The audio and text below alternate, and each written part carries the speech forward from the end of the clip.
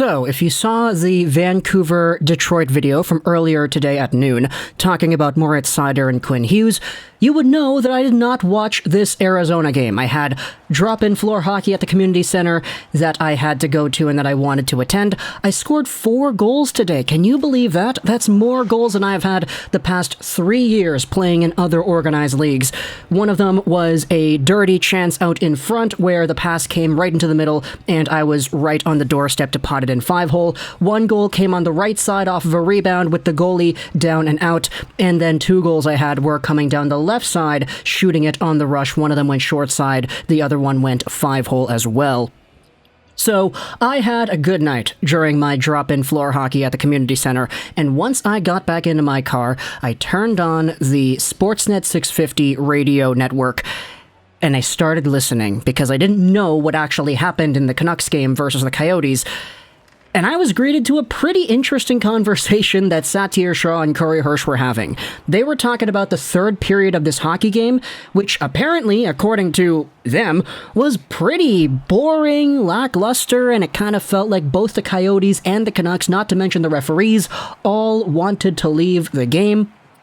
Apparently, there was like 7 minutes of uninterrupted hockey where, you hear uninterrupted hockey. Oh, there's no stoppages, no whistles. That sounds like a good thing, right? Apparently, this wasn't really a good thing. It was kind of boring. There were only 2 scoring chances the entire way through. Apparently, it wasn't really that fun. But still, the Vancouver Canucks come into Arizona one night after defeating the Vegas Golden Knights 5-1, and they defeat the Arizona Coyotes 5-1. Now, I know a lot of people are going to go out there and say, okay, this is the Canucks special. This is them going out there and winning games at the end of the year. They've got a .something% chance at making the playoffs. It's not beneficial for them to win.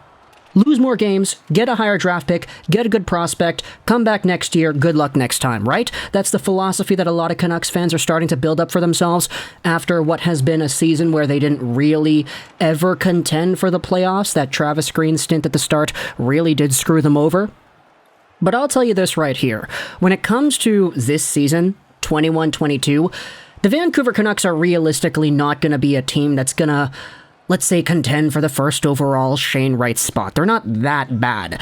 Even under Travis Green, we all knew that they were not supposed to be as bad as they were being. It's why Travis Green got fired, Jim Benning got fired, Boudreau, etc. came in, and the team started winning games and the team started improving their standings. Now, the Canucks are realistically going to finish somewhere in the bottom, let's say 10 to 15 in the NHL. I think that's a good estimate to go off of now, right? When it comes to the NHL draft this year, the 2022 draft is a lot different than other drafts that we have had.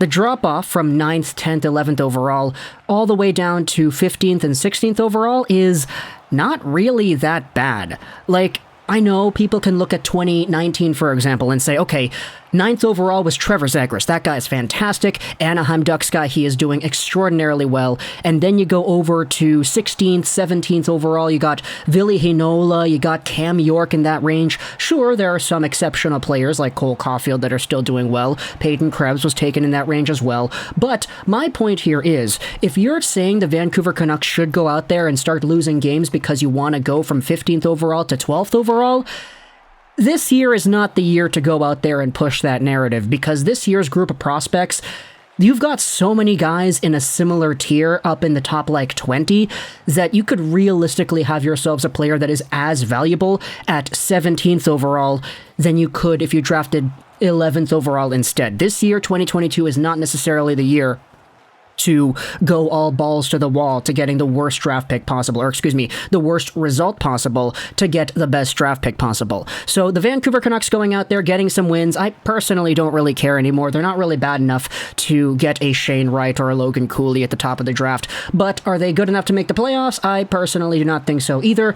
However, when it comes to games like this, 5-1 against the Arizona Coyotes, stat-boosting games, as I'm going to go ahead and call this one, these are the games that you like to see. Now, I'll tell you this right right here, there was actually one goal that I did see so far on the tape. Right before I left my house to go to the community center to play hockey, I did see the Vancouver Canucks get a 1-0 lead off of the stick of Alex Chiasson on the power play. This one was Bo Horvat on the far left side, sending it over to Elias Pettersson, and he crosses it in front for Alex Chiasson, who is right on the doorstep.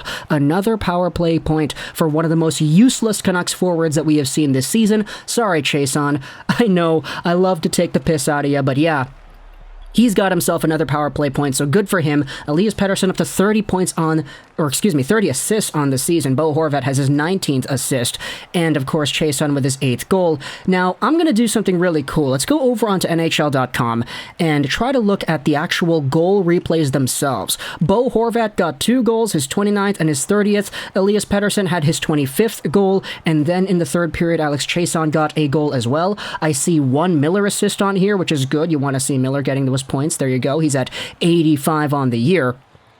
But Bo Horvat's first goal, 52 seconds in. Let's look at the live replay here as it happens. Okay, so it's coming off of a face-off. Horvat wins the draw. It's over to the left side and sent in deep. Chipped down low. Bo Horvat wraps it around, and okay, what a nice little sweep there, right underneath the legs of Harri Sateri. I thought that guy was going to go out there and get a shutout, seriously. But Bo Horvat gets his 29th goal on the season, assisted by Podkolzin and Garland, 52 seconds in, and appears that he actually got another goal assisted by Podkolzin and Garland as well. What?